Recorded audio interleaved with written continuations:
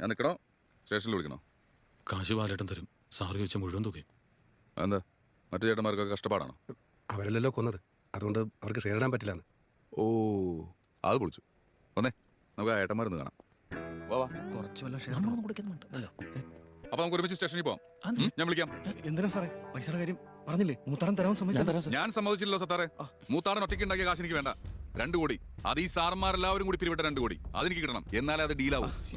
എന്റെ സാറേ നിങ്ങൾക്ക് നിങ്ങളുടെ കാശ് കിട്ടിയ പോരെ. കാരണം ഒറ്റയ്ക്ക് തരാന്ന് പറഞ്ഞല്ലോ. പിന്നെ നിങ്ങൾക്ക് എന്താണ് പ്രശ്നം? എന്റെ പ്രശ്നം എന്താണ് ഞാൻ നിന്നോട് പറയണോടാ കോപ്പെ. നീയൊക്കെ കൂടി മൂത്തടൻ ഒറ്റയ്ക്കല്ല, നീ ഭീമനും അവനെല്ലാം കൂടി അവിടെ തല്ലിക്കുന്നത്. അതാണ് എന്റെ പ്രശ്നം. ഞാൻ പറയും എനിക്കത് കിട്ടണം. മനസ്സിലായടാ? ഓരോന്നോറി. അല്ല സാറേ, അത് ഞാനൊരു കാര്യം പറഞ്ഞേക്കാം. നിനക്കൊക്കെ ഊരി പോരാനാണെങ്കിൽ ഞാൻ പറഞ്ഞ വഴിക്ക്, അതെല്ലാം പെടാനാണെങ്കിൽ നീയൊന്നും പുറത്തിറങ്ങാതെ പൂട്ടിടും തിലകൻ.